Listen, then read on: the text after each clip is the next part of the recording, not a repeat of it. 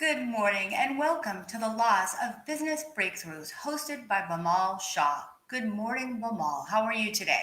Great. Awesome. How about you, Blanca? Thank you for I, having me here. it is an honor and a pleasure. And what is on tap today? How are you going to inspire us today? Sales song. So this is very, very important in closing deals. And this is where many businesses, fail or don't have the appropriate system and structure to say the same sales song every single time they meet with a client. So one of the things is if their conversion ratio, many people say, I want to make more money in sales. I want to grow my business. I want to grow my revenues. The first place you look is how are you converting your leads? I have seen many businesses who get a ton of leads or have a ton of names, but they're not converting them into clients. So what you're saying to them and what is happening to, in your conversation and your pitch, it needs to be examined. What are you saying to them that is not making the conversion? And if your conversion ratio is below 80%, you can definitely, there's lots of rooms for improvement. And you can do a definitely great job because below 80% means that you're not doing it at the optimum level. They can scan the QR code. I have a sales song workshop and they can register, they can join, and they can walk out with a customized sales song that the owners and their teams can use, to make a lot of money. Interesting. So, messaging is the core ingredient in the sales song, just like the words of a song are important to music. You could have the greatest melody, but if you don't have good content in the song, people aren't going to be inspired. So, what is your advice for the right messaging in the sales pitch? So this is when you're face to face, you're on the phone or you're talking to people, right? So this is when you have your sales pitch that you have to make to convert those prospects into customers. And the right messaging sequence or the right structure would be to inspire people to buy. We do not live in a world today where people like to get sold. They like to buy. And so if we inspire people and we guide them in making the right buying decision, you're doing the great job. And you have to understand that they have to feel understood. I see many salespeople, trying to make the buyer understand them, and it's the other way around. You have to understand the buyer, and you have to fit the needs of the buyer into what you have to offer. Interesting. So how do we understand the buyer? What's some advice? So the best way to understand their wants and then converting their wants into needs is to first find out, the emotional connection, the background, where do you come from? There needs to be a connection. Like the words know, like, and trust. When you say that, we often use those words, in our day-to-day language. You need to know, like, and trust people, right? But there's a period between each. So know you, period, like you, period, trust you, period. So the first step is to know you. Do you know your prospect? Get to know them. Get to know their wants. Ask them questions, and the best way to is ask a lot of questions. You're the 21st in line. You're the 101th in line, first in line. So ask 100 questions about them before you present the one thing about you, and interject whatever you have to say, that's essential to what you have to talk about yourself while you're asking those questions. But do not go on ramping about what you have to offer and then ask, are you ready to buy? That's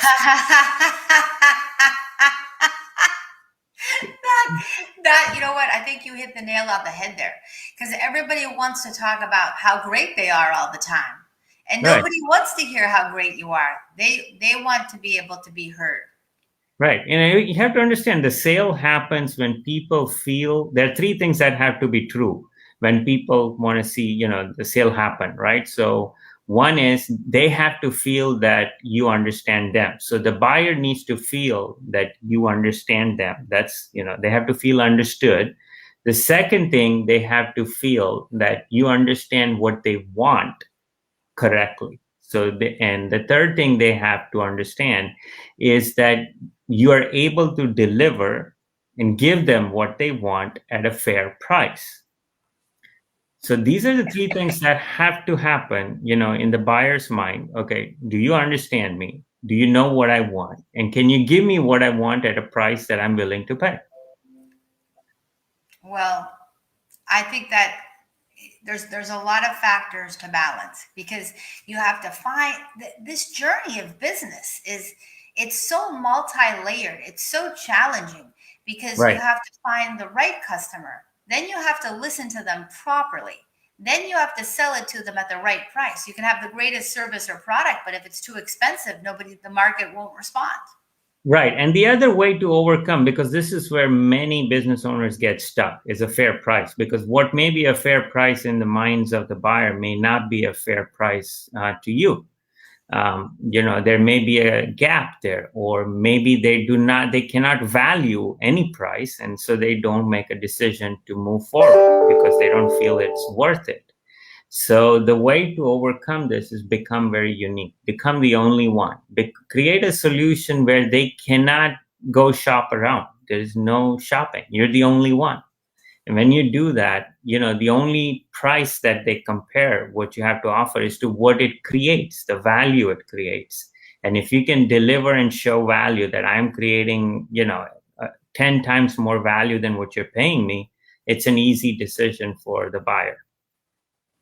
That's but there's so many people that do the same thing. So if I hear you correctly, it's how to distinguish yourself from the competition to show the value. Absolutely. So there's it's a very good point. And one of the best and the fastest way to distinguish from the competition is to look at your competitors' weaknesses. Make the competitors' weaknesses your strengths. Oof. Look at Love that. Love that. These are diamonds, people. This is worth thousands of dollars of advice. Okay, so do you have any examples of case studies when you looked at the competition and found weakness? Anything come to mind? Sure. So, for example, let's take a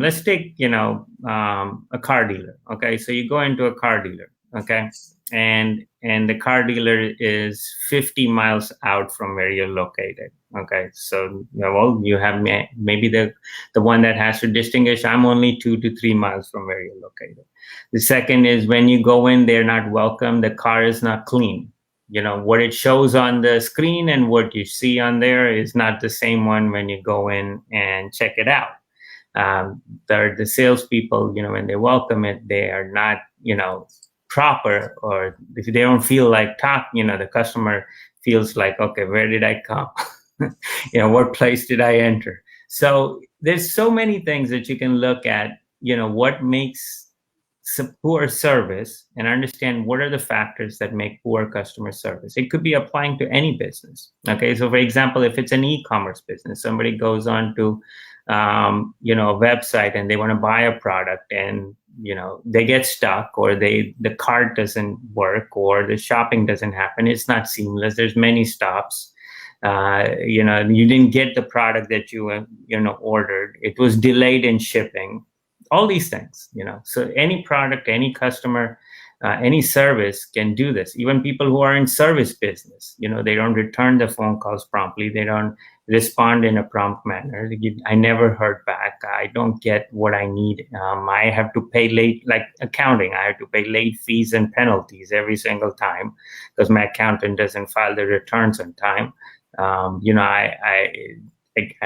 There's days before I hear back from him. He's always busy. Things like that.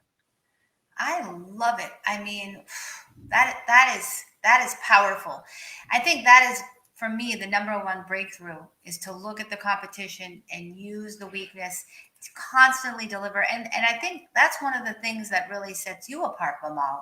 Yeah. Speaking of delivering and showing value, you have created so many tools to help your clients. I don't think Bimal sleeps. I don't know if that Bimal is actually human. I think he's from another planet because he has hundreds. You speak. You're gonna go. Would you go to Mars if given the opportunity? Why, if I can, I will. Would you go? You would go? Yeah. All right. See, I'm not sure that I would want to go because I would feel like, my life could potentially be at risk. I don't know if it would be worth the risk for me Well, to yeah, I go. mean, how many risks? If we don't take the risk, there is no reward, right? How many risks? There was You know, did you hear there was a story, I don't remember his name, the 37-year-old billionaire is sending a St. Jude's prior kids cancer patient who's now okay as an adult to space. Pretty cool stuff. right? Yeah. And You, she's you have studying only this one year. life. Yeah, you have only one life to live. We say, well, we can repurpose, and that may be true, but live as if this is your only life and make something happen, meaningful that can be remembered for people who you leave behind. So that's why definitely want to take, and you want to take calculated risks. You can always take calculated risks in whatever you want. And there's so many tools that I have that allow people to assess their risk and rewards.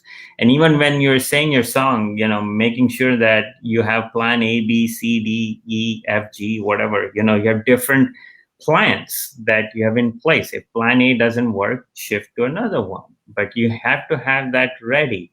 And I would say, when you're trying to do a sales song, instead of plan A, plan B, have offer A, offer B, meaning that if this offer doesn't work, what's another offer you can make to your client? If that offer doesn't work, make another offer.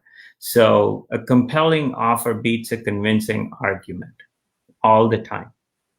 Okay, well that's true. A compelling offer. Well, that is something that people out there in the community can meet with you about if they're having trouble designing their offer, right? I have a workshop on it called the Irresistible Offer Workshop. So the Irresistible Offer Workshop helps develop customized offers for your business that are simply irresistible, that the customer can't deny, and that will help you do more sales. And how does someone get information on that workshop? So it's on my events. If they scan the QR code, one of the events is the Irresistible Workshop. That is incredible. Amazing. So you're even offering, is this something that's going to be ongoing or for a specific period?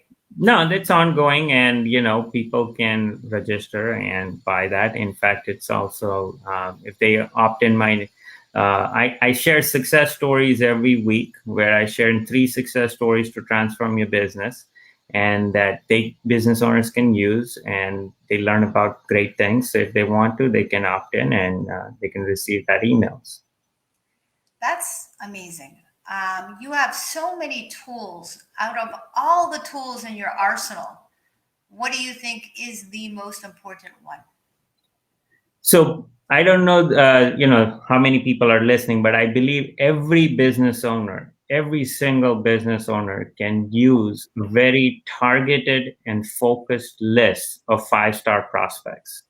Because, if you have a list of 5-star prospects who you want to target and say what you want to say, you can make things happen. And I can build that list. It's in the QR code. They can start building their 5-star prospect list. I believe it would be of value that any business owner can use. That's phenomenal. So everyone out there can scan the QR code on the screen. If anybody has any incredible questions for Bimal, you can also win a copy of Bimal's book. And what can I say? I think there's just so many tools of Bimal. I think if you're not working with Bimal, you're depriving yourself of inspiration and really being ignited to use his tools in a powerful way to take your business to the next level in 2021. So Bimal, out of this conversation, what is your number one epiphany? So the number one epiphany, make sure I'm saying it. Yeah. The number one epiphany is sing the sales song. Make sure you sing the same sales song every single time, because then only you can measure it. Because even yourself, if you sing a different song every single time to your prospect, yes, you cannot measure what's working and what's not working.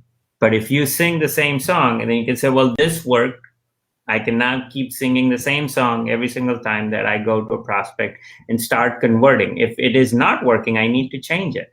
But I've seen many business owners, many salespeople, even business owners with sales teams where every sales member has their own way of doing sales. Some make more, some make less, and they say, well, it's just personality. It's not personality. You can convert it into the proper system. That is really incredible advice. Thank you, Bamal Shah, CEO of Rajparth Achievers. You can visit oneyearbreakthrough.com or scan the QR code on your screen. I want to thank everyone for watching today's episode, and we'll be back every Monday at 9 o'clock to ignite your business breakthrough. It's the oneyearbreakthrough.com. It starts with the THE, the oneyearbreakthrough.com. The oneyearbreakthrough.com. No problem. Thank you, everyone, for watching, and have a wonderful day. Thank you, Blanca. Thank you. Bye-bye.